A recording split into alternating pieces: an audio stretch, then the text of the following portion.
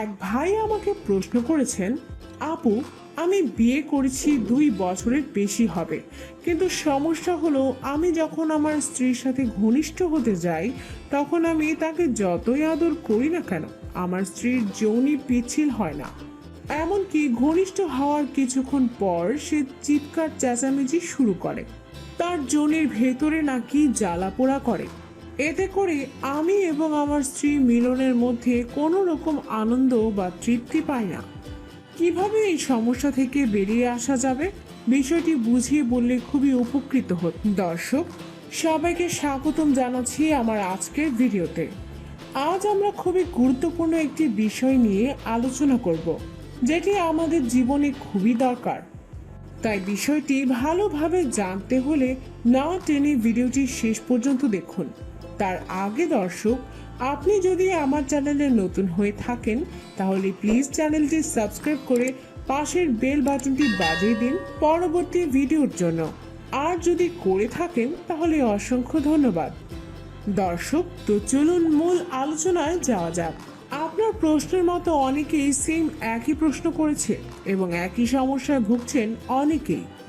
যখনই তারা তাদের স্ত্রীকে আদর করে বা ঘনিষ্ঠ হতে যায় তখন তাদের স্ত্রীর অঙ্গ পিচ্ছিল হয়ে আসে না বা পিচ্ছিল হয় না, যাতে করে কিছুক্ষণ করার পরে যোনির ভেতরে ছিলে যায়, যার কারণে ভেতরে জ্বালা পোড়া শুরু করে। এটি হতে পারে সাধারণত কয়েকটি কারণে। মহিলাদের ঘনিষ্ঠ হওয়ার সময় অঙ্গে পানি না আসা বা পিচ্ছিল না হওয়ার পেছনে প্রধান 2টি কারণ। প্রথম কারণটি হতে পারে স্ত্রীর সাথে মিলিত হওয়ার আগে তাকে ভালোভাবে আদর না করে পুরুষ অঙ্গ যোনির ভেতরে ঢুকানোর চেষ্টা করে। আপনি স্ত্রীর সাথে মিলিত হবার আগে 10 থেকে 15 মিনিট তাকে ভালোভাবে আদর করুন এবং আপনার স্ত্রীর যেসব অঙ্গ আদর করলে সে বেশি উত্তেজিত হয় ওই সব অঙ্গ বেশি বেশি আদর করুন। এইভাবে 10 থেকে 15 মিনিট স্ত্রীর গলায়, ঘাড়ে, ঠোঁটে, স্তনে, পেটে এবং সমস্ত শরীর জুড়ে ভালোভাবে আদর করলে আশা করা যায় অঙ্গে পানি এসে পিচ্ছিল হয়ে যাবে। আর এতেও যদি কাজ না হয় তাহলে আপনার স্ত্রীর যোনিতে আঙুল দিয়ে হালকা হালকা নাড়াচাড়া দিন, প্রয়োজনে আঙুল একটু ভেতরেও দিতে পারেন। এইভাবে 10 থেকে 15 মিনিট চেষ্টা করুন এবং টানা কয়েকদিন করতে থাকুন। আশা করা যায় আপনার স্ত্রীর সমস্যার সমাধান হয়ে যাবে। আর দ্বিতীয় কারণটি হচ্ছে আপনার স্ত্রীর উত্তেজক হরমোন না থাকা বা উত্তেজক হরমোন কমে যাওয়া। এই ক্ষেত্রে দেখা যায় অনেক মহিলারই একটু বয়স হলে এই হরমোনটা কমে যায়, অর্থাৎ বিয়ের কয়েক বছর পর আস্তে আস্তে কমে যেতে থাকে। আর মহিলাদের 30-এর বেশি বয়স হলে এমনিতেই একটু কমে যায়। এতে টেনশনের কিছু নেই।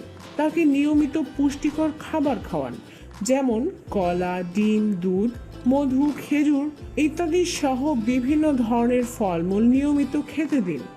আশা করা যায় সে ধীরে ধীরে স্বাভাবিক হয়ে উঠবে। মনে রাখবেন, মেডিসিন নিয়ে যতটুকু ফল পাবেন তার চেয়ে অনেক বেশি ভালো ফল পাবেন যদি আমি যে 2টি টিপস শেয়ার করলাম এটা ভালোভাবে ফলো করতে পারেন।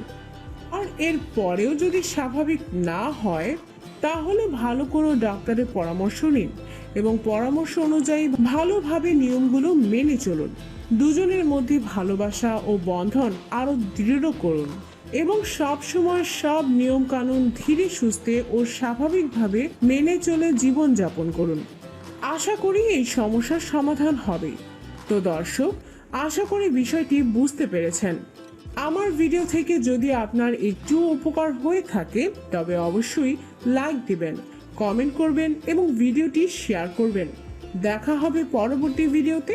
আজকের মতো বিদায় নিচ্ছি।